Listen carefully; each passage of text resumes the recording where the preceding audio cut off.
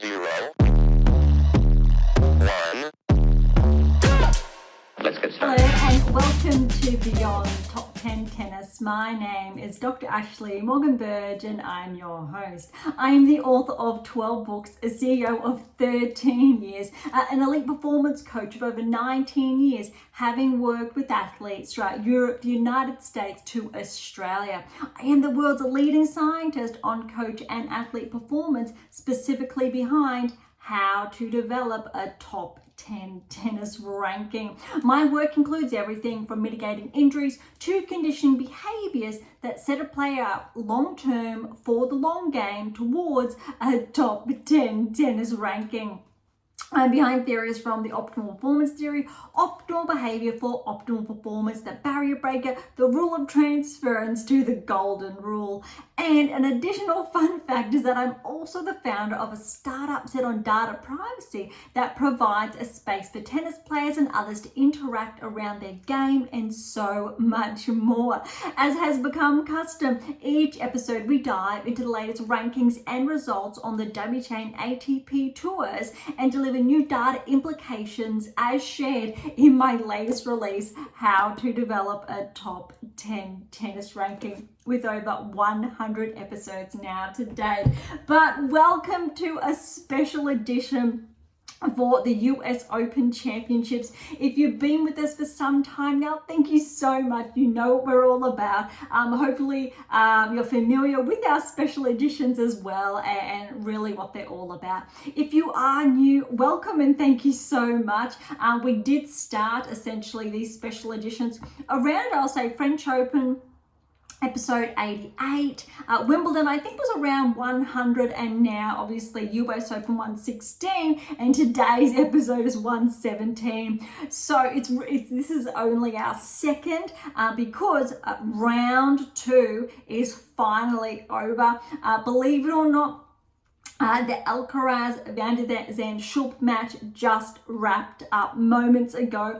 I was holding off until obviously that was completed to be able to share all of essentially the results across days. Well, I guess it is 3 and 4 for all round 2 matches are now done, with all third round matches now set. Really interesting. So we have a lot of, I think, upsets, not so much surprising, because if you did tune into not just last episode, but also the initial episode this week that previewed the US Open, the draws, and we had a look at players, maybe some predictive analytics there around who we were anticipating to peak and players that may drop off given their recent performances and their subsequent results. So I really want to kick today's episode off, dive into the WTA Tour, then we'll do the ATP Tour. No rankings today, just really second round results. We're going to wrap them up, and then we will have a look at the draw and how that's playing out.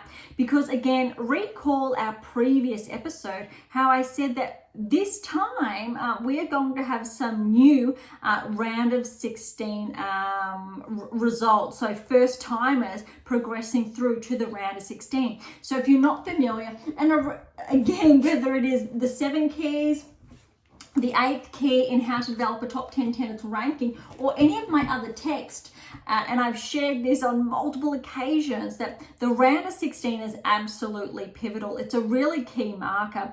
And noteworthy, players from the likes of Paolini made her maiden round of 16 at Australian Open, and we all know what's happened from there.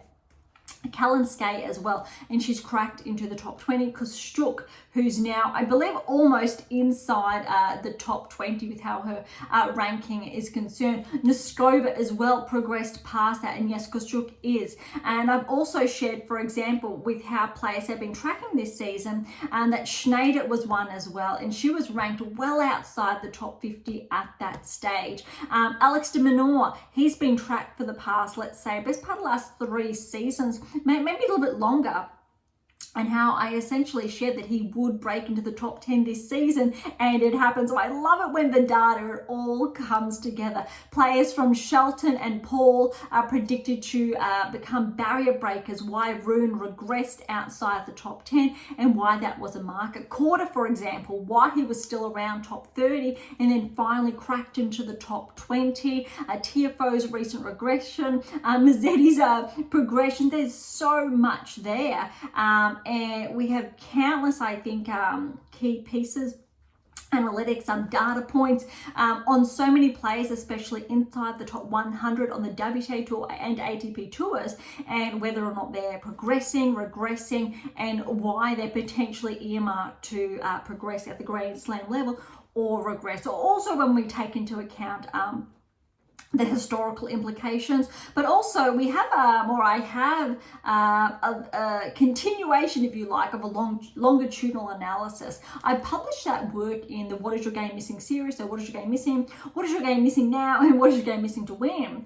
There's around, I think, 6 to 8 years accompanied in that, and then we've grown to, I think in the 7 keys was just in the background, 10 years, and I think a new release will be let's say available, fingers crossed, maybe in 2 to 3 years time, when we have enough data to really share even more key points. But that's a long way off now. Those of you who again have been tuning in for the last couple of episodes, you're familiar that I am working on my next release, so number 13. It is a lot of work in conjunction, obviously, with sharing these special editions. So fingers crossed it's out at the end of the year before the Australian Open, but time will tell. Okay, let's dive into women's draw. We will start at the top half of the draw before tracking down. All right, Swiatek and Shibahara. So Shibahara did upset when we're looking at rankings wise, really Savile, but they're both,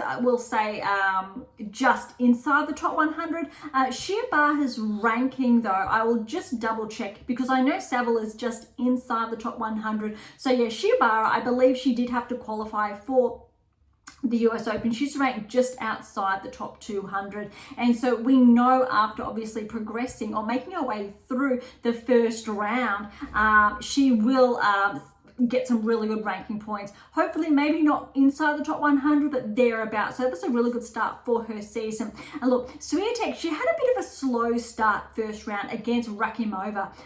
She really did push Swiatek, and again, I shared that I believe it was Swiatek's only 4th or 5th match back on hard court. So she was really working her way into the match, in contrast to, say, the likes of a Sabalenka to Pegula, who had played a lot more on the surface over the past couple of weeks. And I really was anticipating, hopefully, if Swiatek was to find her form, a more clean-cut scoreline. So I did share that in the previous episode, and this is what we wanted to see. Love and 1. Good scoreline, takes nothing away from Shibahara there.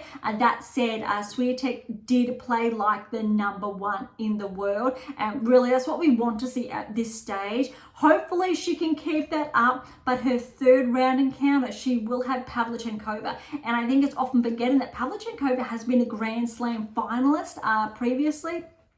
And she has been around for a number of years, essentially inside the top 20, even though I think she is the 25th seed, so a little bit of a regression, but she has been able to maintain that hold in that ranking range, so she could cause some problems there, but we'll dive into that later. All right, Pavlyuchenkova had a good win over Cocchiaretto. However, Cocchiaretto has been tracking this season, so it's not surprising it did go to 3 sets, 5-7, 6-1, 6-2. All right, Ondreeva and Kruger. Ondreeva, 21st seed, she has a huge year, whether it's from her performances at the bigger events or Wimbledon, French Open. We know how those results have been rapid fire. Now, I need to underscore this. This is actually a good metric. Kruger did get the win. A good metric for Ondreeva, though, to take some time back before peaking again too soon. Granted, she's only now 17 years of age, and then she turned 17 this year. So really, she had a lot of good results still at that 16 years of age. So we want that to slow down, maintain maybe that hold inside the top 30 before peaking again next season, around when she's around 18, 19, similar to what Gauff has done, to allow obviously her body time to recover, but also build that baseline, those foundations before peaking once again. She's already had time off, unfortunately, this year from an injury, so we don't want to set a poor precedent there. Kruger, though, this isn't surprising because Kruger has been, let's say, getting some relatively good wins this season, not necessarily back to back to back, but this is not surprising. And I do believe Kruger, she is an up-and-comer, so her ranking has been tracking. She's a top 60 player. She's only 20 years of age. So again, not that surprising. Very, very good win for Kruger. She will have, I think, a very tough battle next, but she's had a relatively easy draw. She had a 3-setter, obviously, first round, but she will have Samsonova in the third round. Samsonova, 16th seed. She did get a 3-set win over Boskova and was a little bit more troublesome than potentially anticipated. 3-6, 7-6, 7-1 in that tiebreaker, and 6-3. All right, Dolhide and Irani with a very good win, 7-5, 7-5. This is a little bit surprising. Irani, she has been a Grand Slam finalist before. Huge regression in her singles ranking. She's obviously an Olympic doubles medalist with Paolini, but Dolhide was potentially the favourite. She upset Collins in 3 sets. Irani has had a relatively, I'll say, smoother run, and this was very, very, very impressive for Irani. And look, she's into the third round. I think this has to be her first third round performance in a number of seasons, obviously given her current ranking as well. This result should push Irani closer towards, I'll say, inside the top 70, maybe top 60, 50.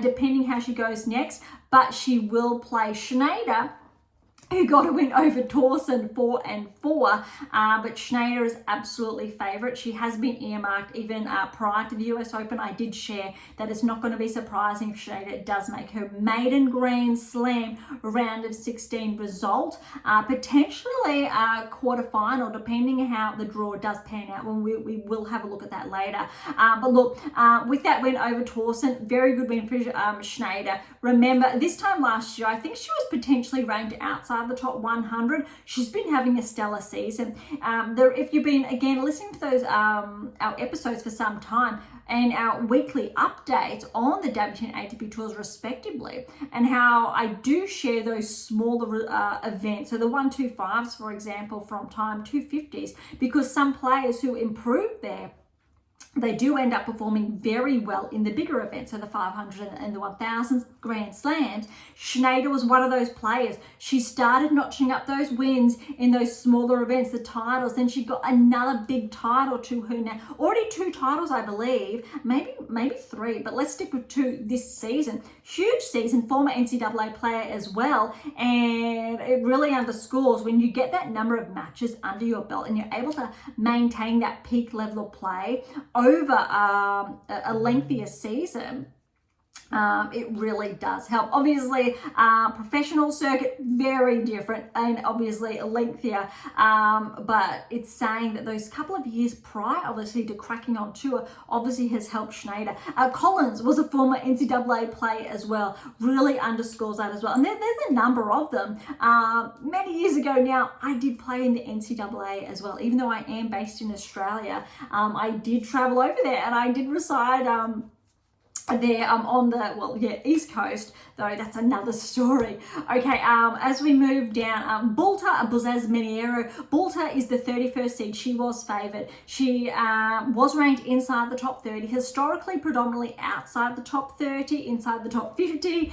She really she had some peak performances with that title. I think it was in California, San Diego this year, but her results have regressed since then with her ranking. Even though it is 31st seed, she wasn't able to hold on to that let's say that top around that top 30 ranking range. Buzzaz Meniero, big upset here, 5-5, and she will play Pegula next. And look at this, Pegula, Kenin, this was always going to be, look, Pegula was favourite, definitely. She's top 10. And only, ironically, recently have her results been correlating with her performance. All season long, Pegula's performance has not been, I can't stress this enough, has not been correlated with her ranking. So she was not, let's say, inside that 8%. The rankings were skewed. However, very interestingly, and it's very similar for Zheng as well, even though she was the finalist at the Australian Open, absolutely no results essentially this season were correlating with that up until the Olympics and gold medalists. So this can happen. All of a sudden, players do peak out of the blue. They do find that form. All they need is a couple of matches under their belt and they get going. Badosa's another one, despite her current ranking, but we will get to that shortly. But Kenin, she had a huge win over Rybakina first round, even though on paper she was favoured as far as rankings are concerned. But when you're looking at performances and those back-to-back-to-back wins, Rybakina, I would say, was favoured. Pegula, however, in this case, was favoured. Despite, yes, Kenin has a slam to her name, Pegula has been peaking of late. And maybe, just maybe, she's on track of having her best Grand Slam performance yet. 7-6, so 7-4 in that tiebreak, 6-3 to Pegula. You can see though how tight that first set was. You really need to give it to Kenin. If Kenin can maintain this form, and I really hope she can, potentially she could get a deep run next Grand Slam, which I can't believe we're already talking about now, 2025 Australian Open. But potentially if Kenin maintains this level of play, she could finish the year strong, maybe top 30, but she needs to solidify that baseline, that peak performance, and really deliver. Okay, Rybakina, Ponche. Unfortunately, this is really heartbreaking for Rybakina. We know she split with her coach prior to the US Open. They had a relatively long-term partnership there.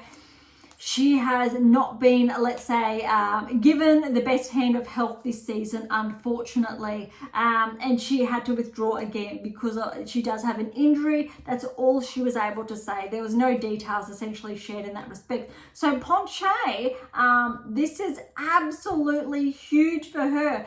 Look, currently she is ranked outside the top 100. She is 143 in the world. She's 27 years of age, and this is obviously an absolutely stellar result for her, and this is an absolutely significant opening. Now recall, I did say we would potentially have some new, and I have to understand, new players reach the round of 16, and potentially Ponche is in the running. The other player or her opponent in the third round is going to be Wozniacki. Wozniacki with a good win over Zarazua, 3-3. Wozniacki finally seems like she is winding back the clock. Sure, she came out of retirement and started this year at the Australian Open. She's had some okay results, predominantly been ranked outside of the top 100 until finally, I think it was around 6 weeks ago, maybe 6 to 8 weeks ago, she cracked back into the top 100 and literally went for around 114 in the world to 70 in the world, just from getting a couple of wins under her belt at the higher level. And all of a sudden now she's in the third round of the US Open. Look, she wasn't playing the best tennis when she did come back. There was a lot of, I think, noise around really saying that her level of play could beat the best in the world, because she said essentially that the level of the best players in the world was not that good. I have to obviously say I completely disagreed with that, and her ranking showed. Looks like she's been putting the work in the past, I'll say 6 to 9 months now. She's finding that next level. So that's really interesting. And you need a favour Wozniacki over Ponche, and she could be the new player in that round of 16. Obviously, she's been in the round of 16 of that at that Grand Slam level previously, but historically Wozniacki was #1 in the world without winning a Grand Slam. I can't stress that enough. So her #1 ranking did not correlate with those results. Obviously later on or thereafter she did win a slam, but historically there is limited correlation over a longer period of time. But it'll be very interesting. Obviously, Ponce has not had that match now, but that really opens up the draw, clears in a little way that semi-final potentially result where she would have played Swiatek if obviously the top four do progress respectively. And now that place has really opened up, but we will get to that later. Okay, Haddad Maia, 22nd seed over Sorobes Tormo, 2-1. Haddad Maia is playing very good. Look, first round, she lost that first set over against Evanescence, but she came back love and 2. So this is a very good performance. She's maintaining that level of play, a little bit over an hour, and she will play Kalinskaya, the 15th seed next. You really need to, I think, look at that being either or, because Kalinskaya had a very good win over Bondar, 2-4. Kalinskaya has been playing some very good tennis, but I'd potentially argue that Haddad Maia is on a bit more of a peak than Kalinskaya in respect to her results on the hardcourt season, also over the past couple of weeks. However, Kalinskaya, she is that breakthrough play as well with Paolini this season, and if Kalinskaya goes deep again with a round of 16, potentially quarterfinals run at the US Open, which I think she's more than capable of because she was able to do that at the Australian Open, she may very well become a barrier breaker this season, but would be inside that 2% in contrast to that 8% where Paolini has solidified herself there. But very interesting. I'll try not to get ahead of myself, but that's going to be, I think, one of the really interesting third round matchups. Next one, and again, this match finished shortly before, or just before Alcaraz did go on court with Van der Zandschulp. Krejcikova Osaka, it had to be one of the biggest second round encounters. I was on the edge of my seat watching this. Look, on paper, you actually still had to favour Krejcikova. Osaka's been back for less than 12 months. Krejcikova has been back in play for, I think, the best. She came back at the French Open for almost 3 months now, let's say. Osaka obviously has been playing more tennis. She came back around the Australian Open, I believe. But Krejcikova had only, say, 6 to 8 months off tour. Let's say go with that 6-7 months off tour with that wrist surgery. Krejcikova's very different. She gave birth to a baby, and how to be able to recover from that after coming back so soon, it's obviously incredibly hard, and the best players in the world cannot do it. Every woman's body is different, and how they recovery, how their training obviously picks up. Some players are incredibly lucky, others not. There's a lot more to that. Physiology, biology, genetics, etc. But Osaka had been playing very well. You need to remember, she defeated Ostapenko, the 10th seed in the first round, 3-2, almost relatively easy. It was just over an hour. So when we're looking at that and what she was able to deliver almost against Swiatek at the French, for example, she can beat the best players in the world on any day if she is on song. Krejcikova, however, was top 10 despite playing no tennis all season prior to the French. Because she wasn't able to defend her points, she regressed. She's still ranked inside the top 50, I do believe, at this stage because of that ranking regression. However, obviously after these wins, she will progress. And I'm just checking her ranking. So just outside the top 50. So she is 52, but that's relatively recent. She was inside the top 30, then had a relatively steep regression, but that's because of not being able to defend a number of points. So on paper, it was very, very close. You had to actually give it to Krejcikova because of her results of late, whereas Osaka has struggled to get back-to-back wins. And that's probably the hardest part of it all, because Krejcikova has that level, but Osaka, she can bring it. We know she has 4 Grand Slams to her name. And in all fairness, we have to go Osaka, if she got those back-to-back to wins, she's top 10 status. She really is. We know she's capable of winning a slam. But what happened here? Osaka, she had 3 set points. Nerves, I will say, got the better of her. Wasn't able to close it out. Krejcikova did get the win 6-3, 7-6, 7-5 in that tiebreak. Osaka was leading in that tiebreak. Krejcikova, I think, was too good. She just played more cleanly. You were able to see in that first set, Osaka's level did begin to drop around that, I'll say, 4-3 when Krejcikova did get that single break. And then second set, Osaka was able to bring that level back up, and she really looked like she was in the lead and she was going to win it. She was about to close out that set. She had those set points. Krejcikova, she just stuck to her game plan. Very, very close. You need a... Well done to Krejcikova for being able to close that out. Nerves of steel. But look, Osaka should be incredibly proud of herself for that level of play. And it was over an hour and a half of play. She will play Potapova next. So Potapova with a good win over Levchenko, 6-3, 6-4. That part of the draw has opened up because Fernandez, the 23rd seed, Potapova did take out in the first round. Putintseva, the 30th seed, with a good win over Wang, 6-1, 7-6, 7-4 in that tiebreak. And she will play Paolini next. And look, Paolini got through against Pliskova. Only 3 points. If you haven't tuned into or you haven't read about that match, it was literally 3 points of play. Pliskova unfortunately rolled her ankle, I believe, on a point or return to serve, whichever did happen, and she was no longer able to continue play. The medical team came out. I have not seen that before so early on in a match. That's absolutely heartbreaking. I honestly thought this was going to go to 3 sets. And look, Paolini had that huge win against Andreescu, which almost went for 3 hours in that first round. And look, Pliskova's win over Sheriff, it was over 2 hours.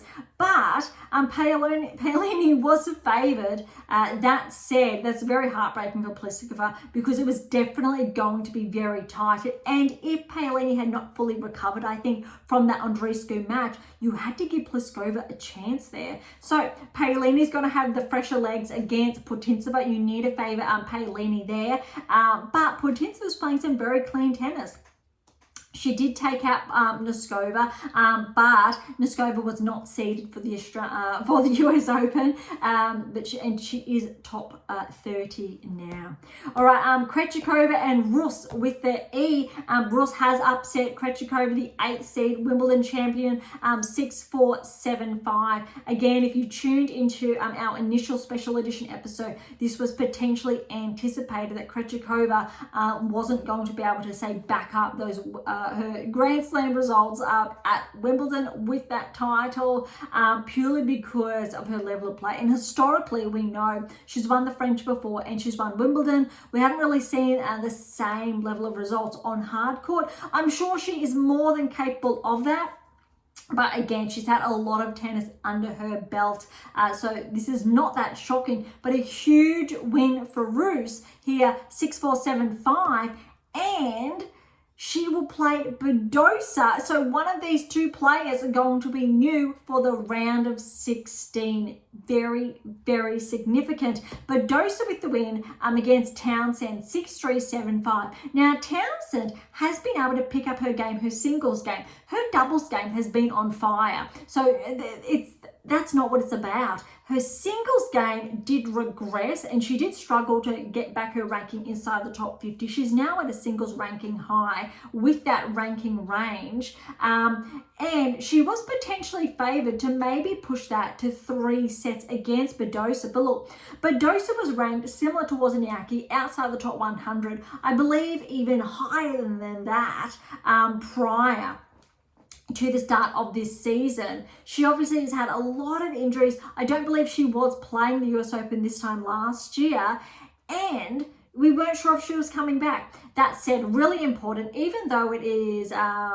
shared quite often that Badosa has been as high as number 2 in the world, her performance or her results did not correlate with that ranking, and I can't stress that enough. Badosa was maybe just inside the top 10. More likely her performance correlated as a top 20 player, and I can't again stress that enough. Really important, because she was not going deep in Grand Slams. Her results were not quarters, semis, let alone finals of Grand Slams for that key ranking range. Really, really important, especially when you have the top 4 players in the world with Grand Slams to their name. Really, really important. At that time, I think Barty was number 1 in the world, Swiatek maybe 2, 3. Obviously, Badosa's results do not correlate even with that playing field. However, really, really important as well is Badosa this season, her metrics have improved. This is the best I've seen Badosa play. So even previously when she was playing, no. Now how she's playing is good. She's been able to even push Sabalenka to 3 sets and come very close to winning against someone who's obviously one of the best players in the world. Especially on hard court, being the defending Australian Open champion. So Badosa, Rus, this draw has opened up with Krejcikova out for Badosa, I would argue, to track towards the quarterfinals. And I think or believe this may very well be her first potential progression to a round of 16 at a Grand Slam, let alone a maiden quarterfinal at a Grand Slam, which would be absolutely huge given the past year that she's had with those injuries. Okay, Azarenka, very good win over Borel, 6-1, 6-4. After that first round match, it did go to 3. She lost obviously that first set, then 1-1 against Stratobastiva. But Azarenka Borel was so clean, 1-4. We know Azarenka, I do believe she's won the US Open previously. We know that she's won the Australian Open on multiple occasions.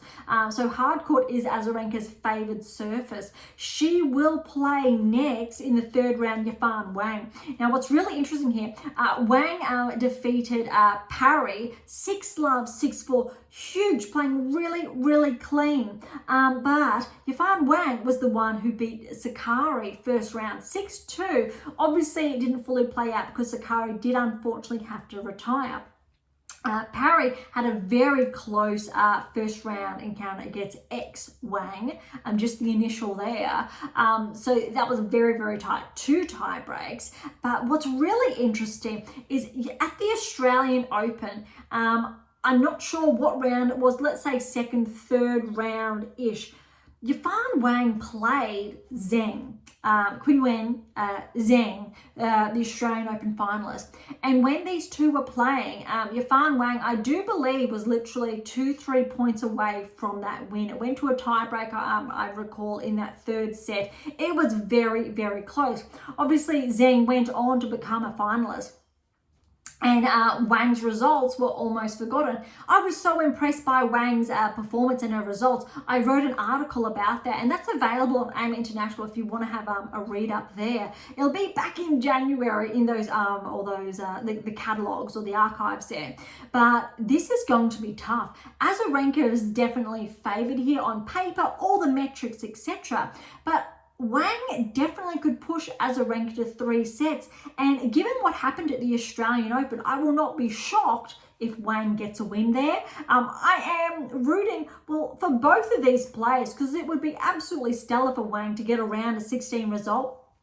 But also equally, it would be great to see Azarenka back in the round of 16. But you can see how the draw is opening up for players that initially, when the US Open started, weren't anticipated if the seeds maintained their level of play with their ranking. But obviously that was not the, or has not been the case. All right, next is a little bit more straightforward. Navarro over Rus without the E, 6-1, 6-1. Navarro is playing solid. Some of the best tennis I've seen her play ever.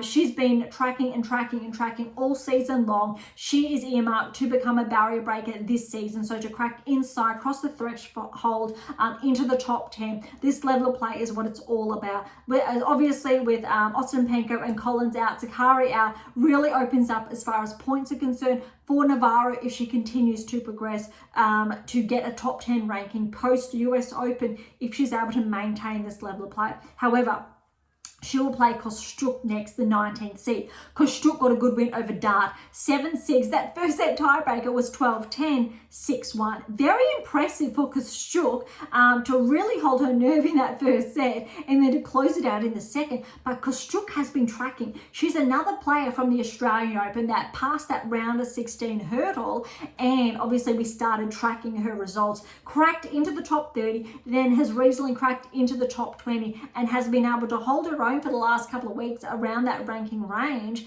I think this would be a very good test for Navarro. It could go actually either way. If Kostyuk gets the win and goes deep, she will potentially be around, I'll say 13, 14 in the world and really be in line to become a barrier breaker next season.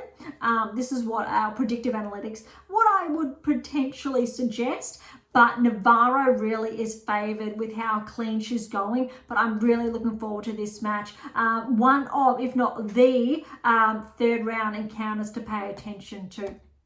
All right, we're almost there. Svitolina, Kalinina. Svitolina, very good match, 6-1, 6-2. She'll play Gauff. Now, Gauff got the win over Maria, 6-4, 6-love. Especially that second set, a little bit tight in that, I'll say that first set. Maria really did deliver. And she got a clean first round win against Sierra, 2-3. So not that surprising, but Gauff really picked up her game in that second set. So Gauff, Svitolina, third round. That is another blockbuster.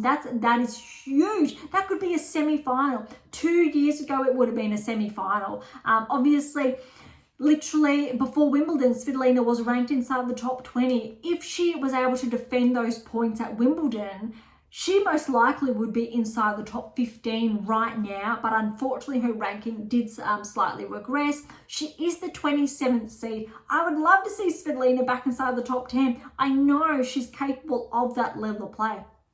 Gauff, however, she's dangerous. Very, very dangerous, I think, especially with these matches she's been getting under her belt and that level of play. Okay, next half of the draw, or the bottom, here we go. Zheng and Andreeva, Erica Andreeva. So, Erica Andreeva just cracked inside the top 100 a couple of weeks ago, but she got a couple of wins under her belt, and so now she's ranked roughly around inside the top 70, I believe. And look at this first set, a 6-7, and Andreeva won that first set 7-3. Really, really good performance from Erica, so the older sister of Mira. Zheng, however, did come back 6-1, 6-2 in the second and third respectively. She's probably favoured at this stage because her quarter of the draw really has opened up to track towards the quarterfinals.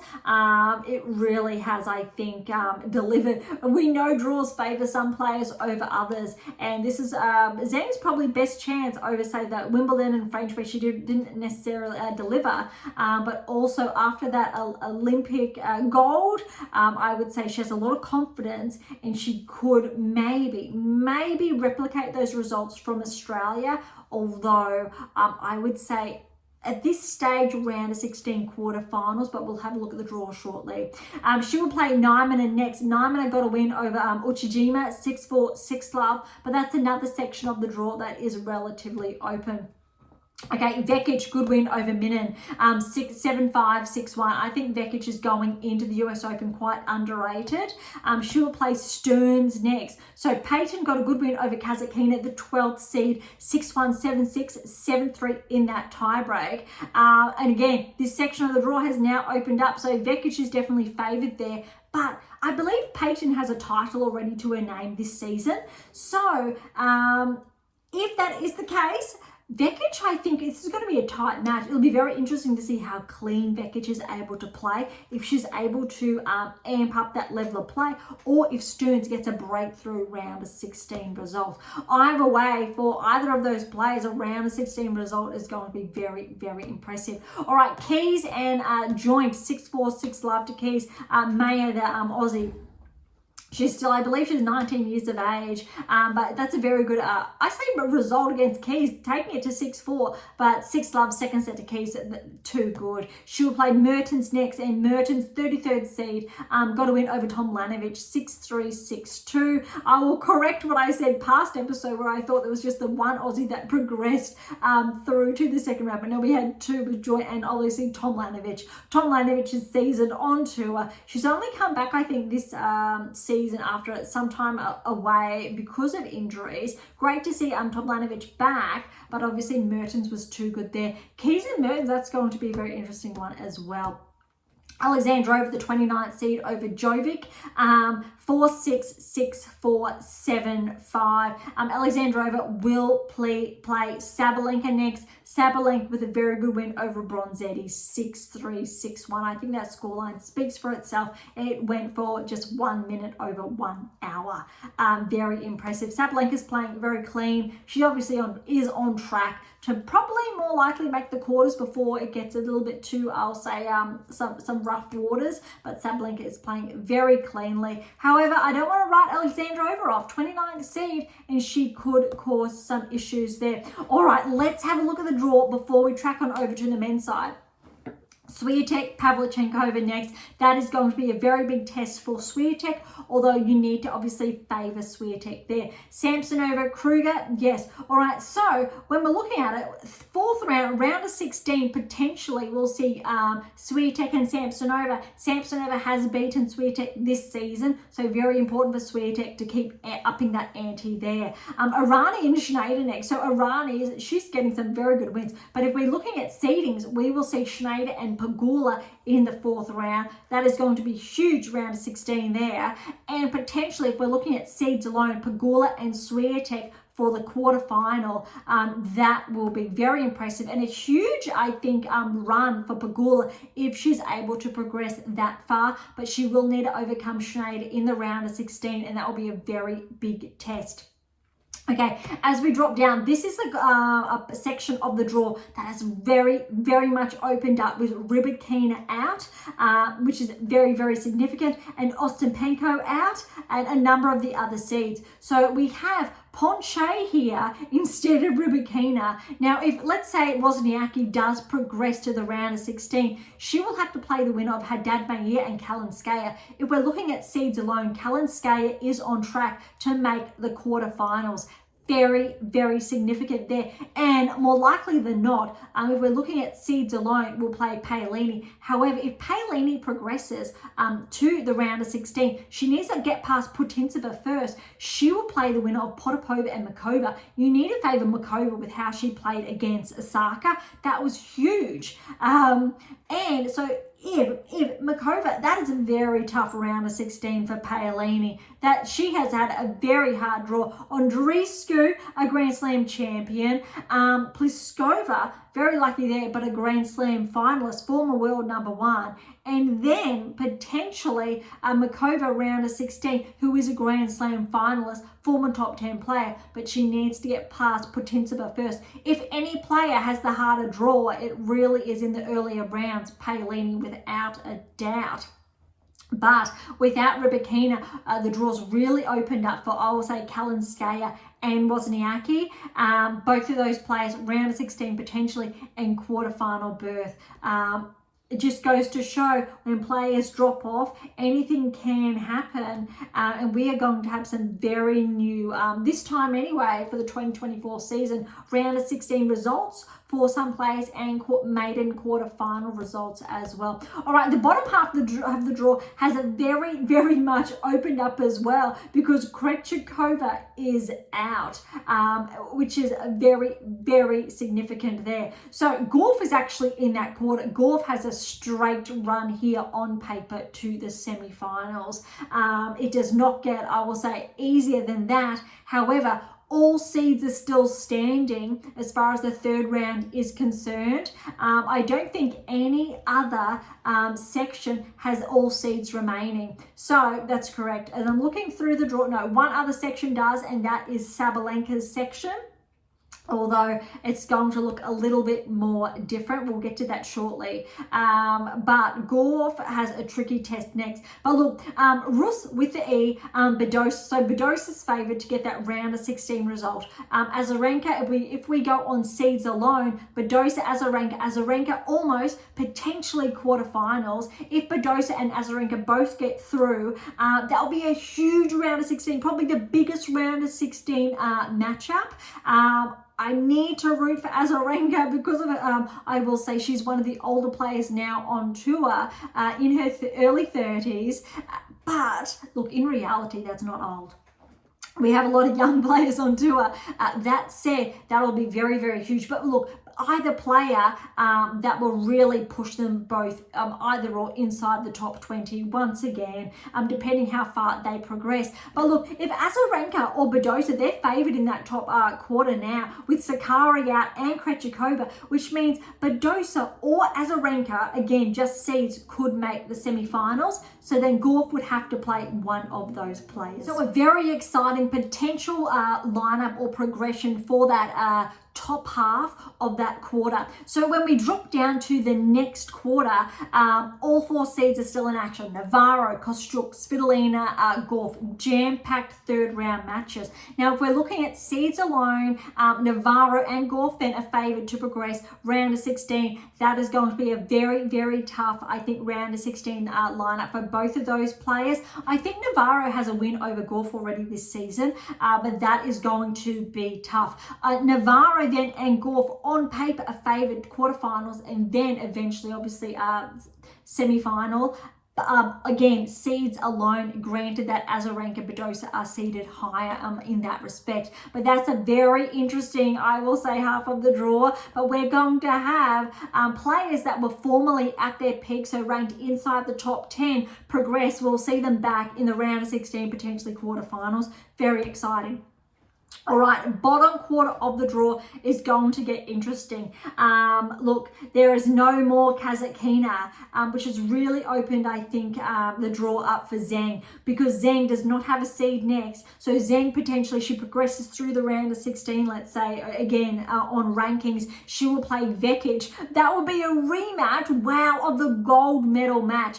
That is going to be a blockbuster, purely because I'm curious to see if Vekic can get a bit of revenge there from Zheng from that gold medal match. That'll be very, very impressive round of 16 there if both of those players get through. If not, we could see some very new players make their round of 16 debut, whether it's Stearns or Nymana. However, I do believe Stearns could have made the round of 16 last year, so I will stand corrected. That could be an if or maybe. From that, I don't have the historical data in front of me. Keys, Mertens, Alexandrova, and Sabalenka, all four seeds in that bottom quarter. So Keys and Mertens, Alexandrova, Sabalenka. Keys, Sabalenka favoured to go through on their rankings alone.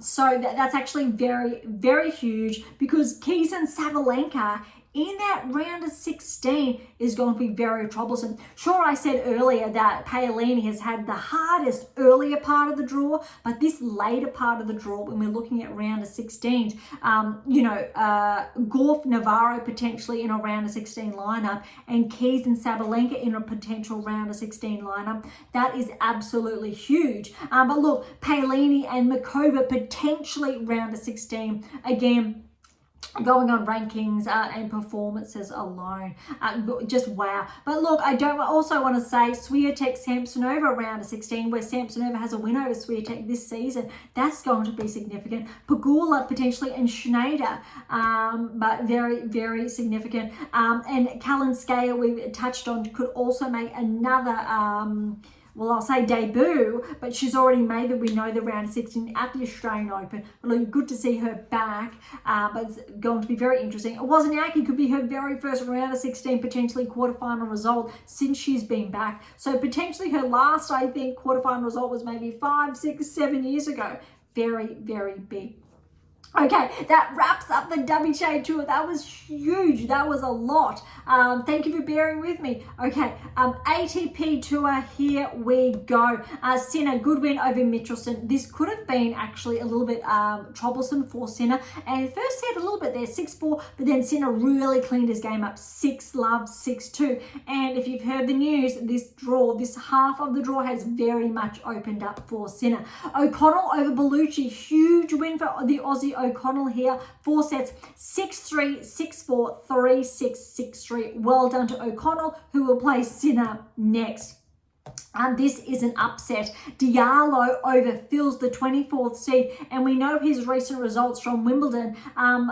Big upset by the Canadian. 7-5, 6-7, 3-7 in that tiebreak, 6-4, 6-4. He will play Tommy Paul next, who got a straight sets win over Purcell. Unfortunately, Purcell did have to retire in the third set. 7-5, 6-love, 1-love. That's heartbreaking because we know Purcell has a Grand Slam to his name, maybe more than one in doubles, and he's really been picking up his singles game. He has been progressing.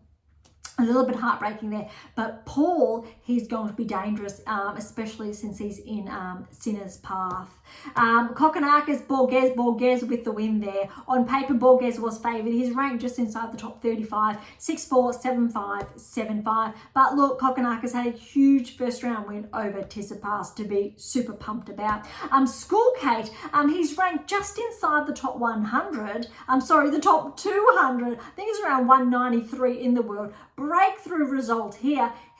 Very good win first round over Daniel. Menzik upset Agor Elisame first round in straight sets. Now Menzik is that up and comer he has been tracking this season.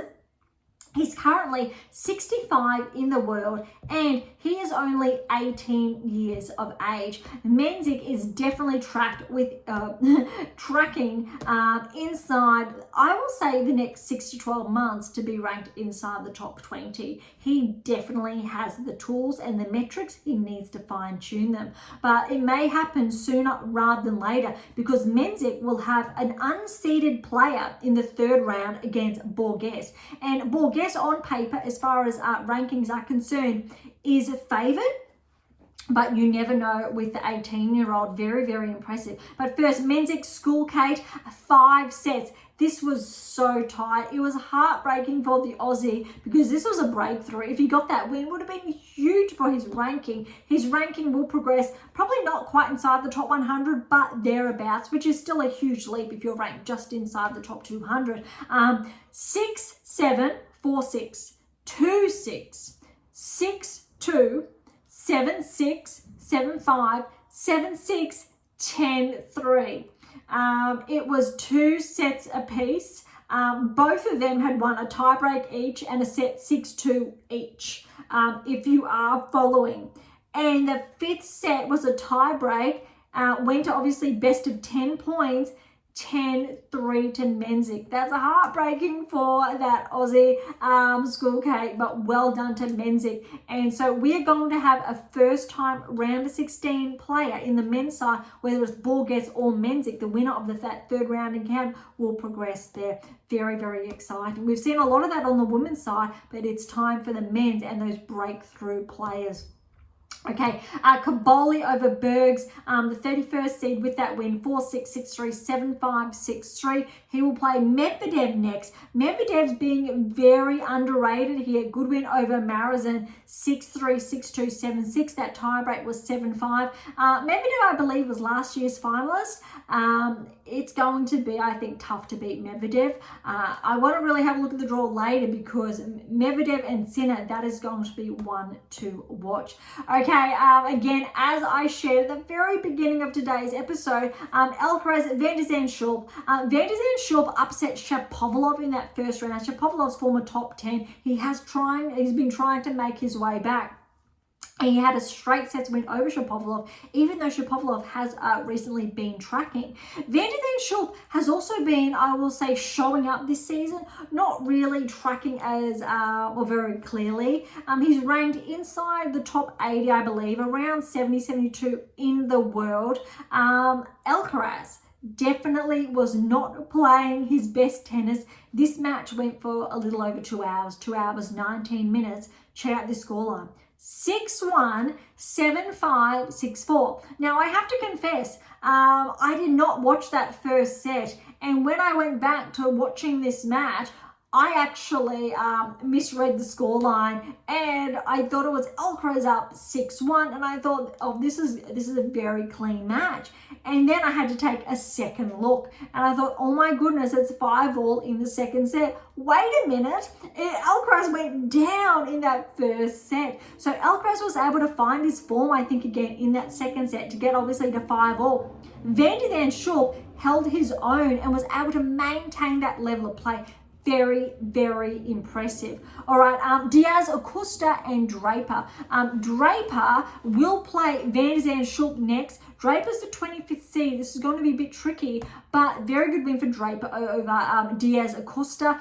4-2 and 2, a little bit over 2 hours there. Manarino, Goffin. Goffin with a win there. Goffin's former top 10 player. He is turning back the clock with a third round appearance now. Look at this scoreline. 6-7, 8-10 in that tiebreak. Then Goffin 6-3, 6-2, 7-6 in that tiebreak was 7-1.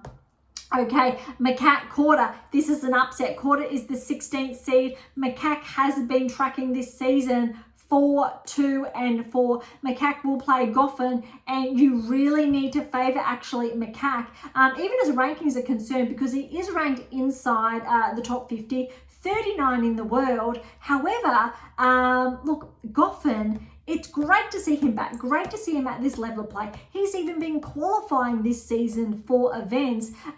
So I really want to root for Goffin to see his ranking really skyrocket again, because it's great to see players who have regressed to make those inroads again. A lot of work involved, but a very big upset there from Macaque Korda. It'll be very interesting to watch. Dimonor over Virtanen, 7-5, 6-1, 7-6, 7-3 in that tiebreak there. Well done to Alex. Alex is definitely on track to make the quarterfinals, all going well. However, he has a very, very tricky third round match against Dan Evans. He's not seeded. He has been inside the top 30. I believe even top 20, but Dan Evans can be a dangerous player, and he got a good win over Navone, straight sets, 4-3 and 3. And remember, Evans and I was the third time lucky. Kakanikov, a 5-set match, went over for 5.5 hours, a little bit more. The longest tennis match at the Open era in the US Open. So luckily he had that straight sets win in the second round, but he will play Alex third round, and that'll be a tight one. But if Alex is on his game, he should be able to get through. Analdi, the 30th seed over Surflin, 2, 4, and 4. Thompson, huge upset, 7th seed. Hurkacz is out. But again, if you tuned in to our early episode, this was potentially predicted as well. Thompson has been tracking this season. He has been progressing. He's ranked just outside the top 30. He just missed out on a seeding. He's playing some very, very good tennis. Thompson, he will play, the scoreline against Hurkacz, 7-6, 7-2, 6-1, 7-5. Huge win for Thompson. I believe it has to be potentially Thompson's biggest win of his career.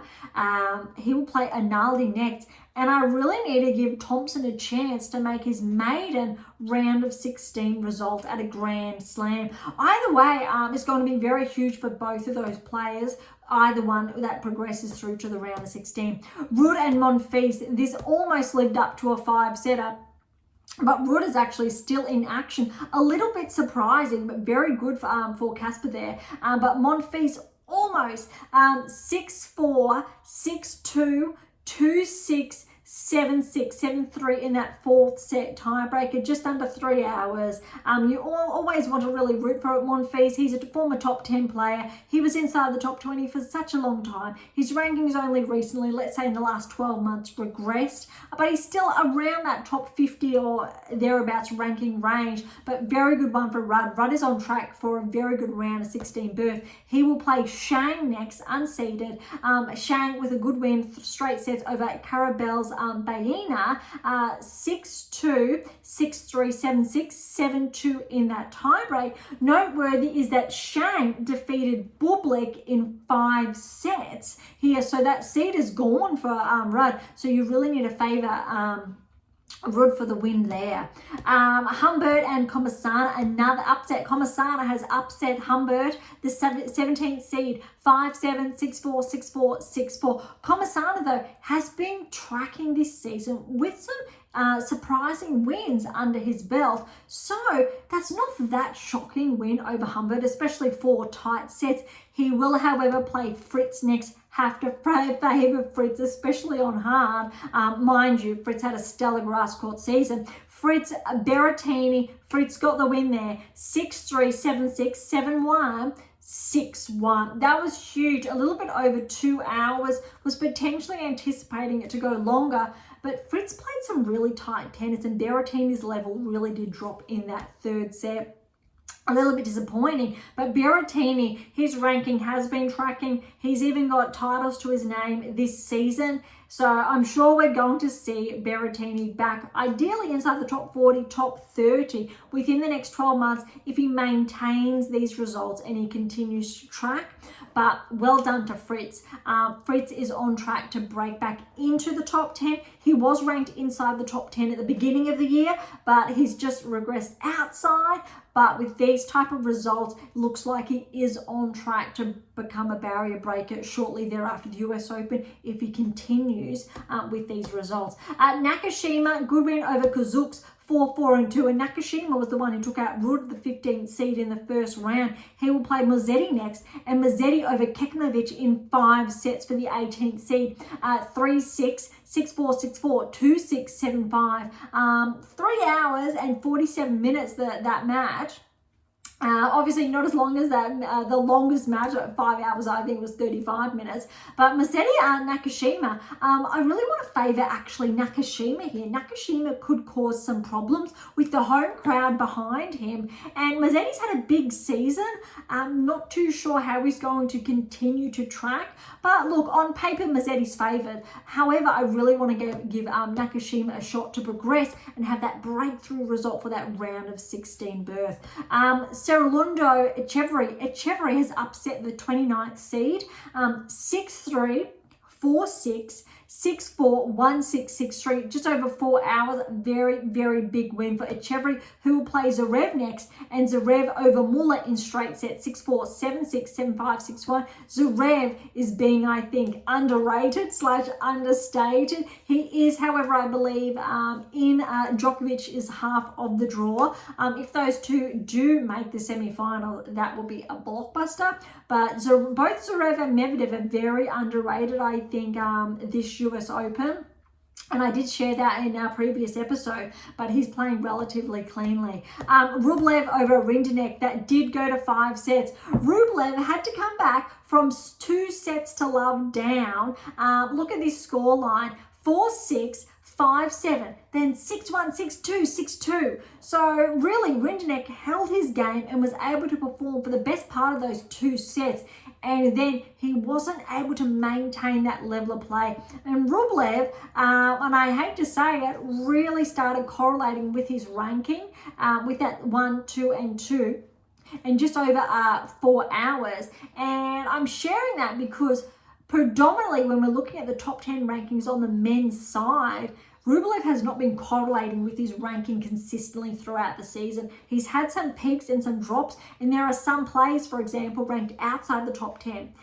Fritz and Paul, for example, who have been outperforming Rublev when we're looking at the greater metrics, and also Rublev's, I'll say, on-court behaviour.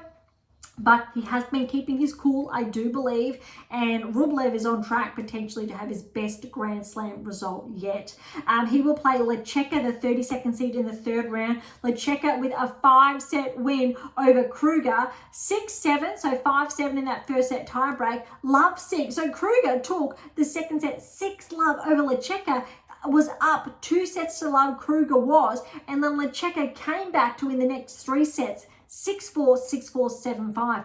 That is, yes, very significant there. All right, Greek and Sport over Baez, the 21st seed, 6-1, 2-love. Baez unfortunately did have to retire there. Who will play Dimitrov next? Dimitrov is also very underrated at this stage of the US Open. He had a very clean first round match against Jaquet, and now he's taken out the Aussie Hijikata, who has been tracking this season. He's on a career high ranking, 6-1, 6-1, 7-6. So Rinky came back to play really and deliver. I will say his peak performances in that third set, but Dimitrov was just too good, and that tiebreak was 7-4. All right, Shelton, Bautista Agut. Shelton's too good. He played really solid against Thiem first round. Very good against Bautista Agut, 6-3, 6-4, 6-4. He will play Tiafoe, and I have shared the blockbuster round 3 matches on the women's side. This has to be the biggest on the men's side, third round encounter. Shelton, Tiafoe,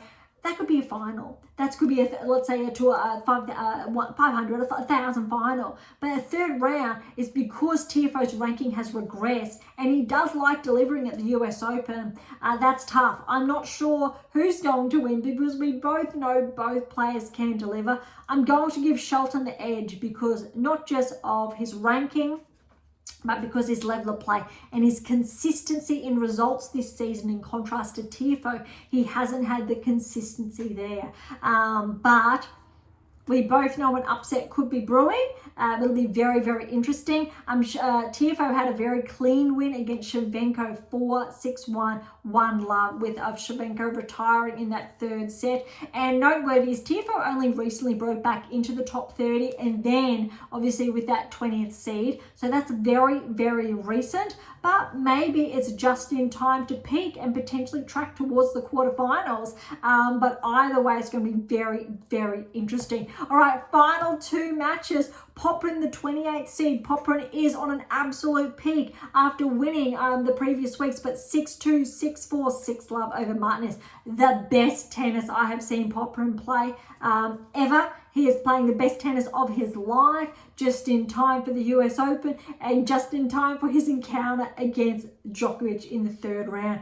Djokovic with a very good win over Djeri, 6-4, 6-4, 2-love. Djeri, unfortunately, had to retire, and Djokovic did say he was finding it really tough, but Djeri all of a sudden retired there, which was very surprising. He really was feeling very tough match. It was actually those first 2 sets went for just over 2 hours, so it was very, very tight.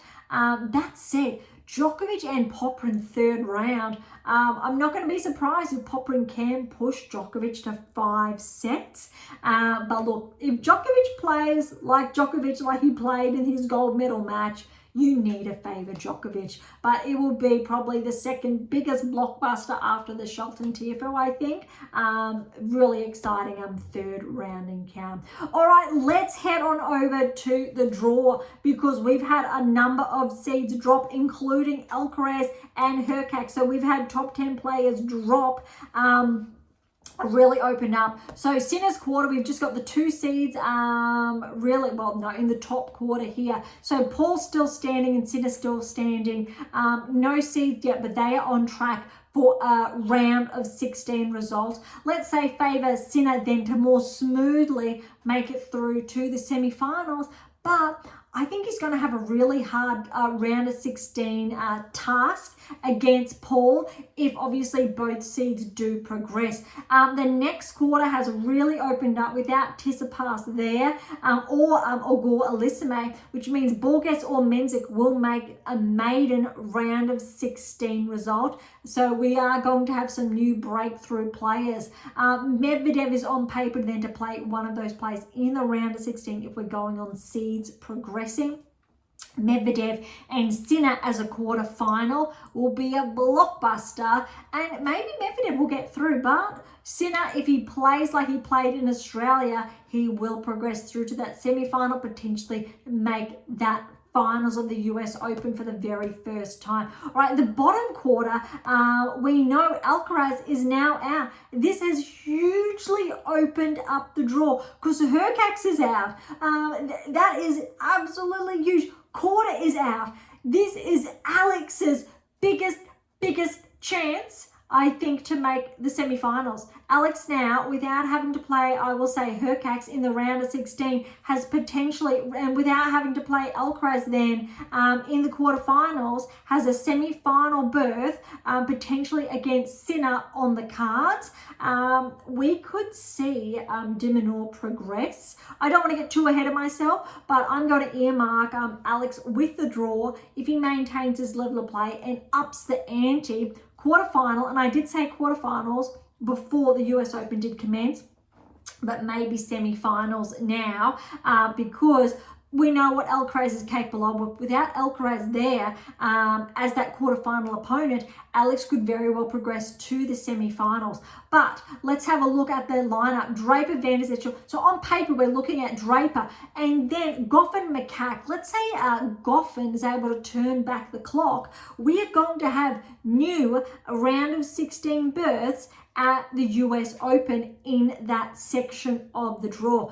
Go down a bit. De Minaur, Evans, that's going to be very tough for Alex. If he can get past that, Analdi and Thompson are going to play. I want to favour Thompson to have two Aussies in the round of 16. A little bit biased there. However, Thompson has been peaking.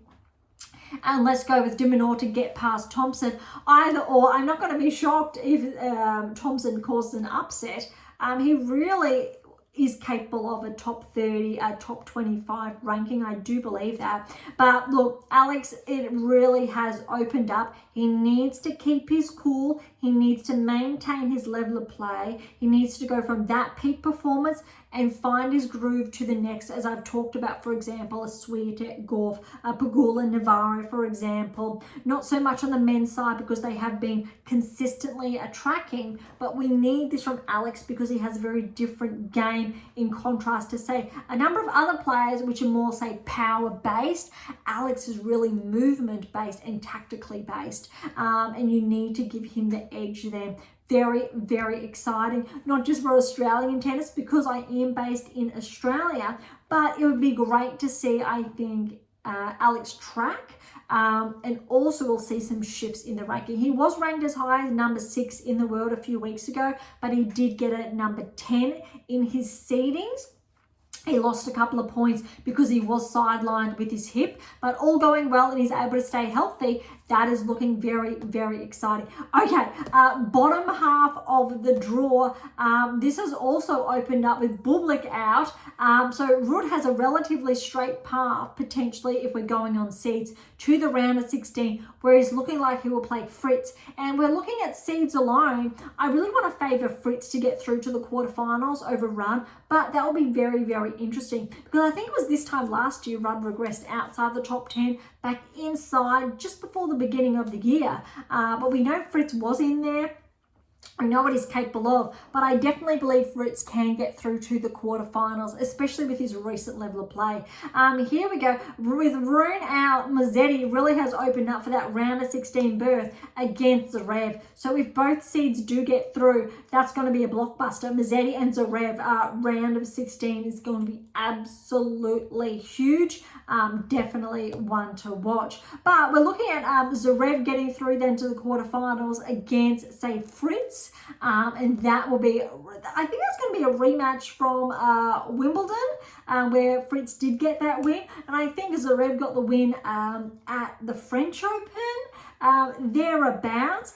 But those two have a little bit of history, and I think that'll be a really exciting match if those respective seeds do progress. All right, the bottom quarter, Rublev is still in play, and so is Djokovic. Rublev and Djokovic are on a collision course for the quarterfinals if we're going on seeds alone. However, Rublev will have Dimitrov potentially in the round of 16, and if Dimitrov plays his current level and ups the ante, Dimitrov may very well be able to upset Rublev there. Shelton, TFO, irrespective which one of them progresses, and let's say Djokovic does progress, that is going to be the biggest round of 16 match. If it's Shelton, I believe Djokovic and Shelton was at quarter semifinals last year, US Open. Shelton had a huge run, or TFO. It is going to be big. And for argument's sake, we could favour Shelton or TFO against Djokovic, but the winner would have to actually play then Dimitrov or Rublev potentially.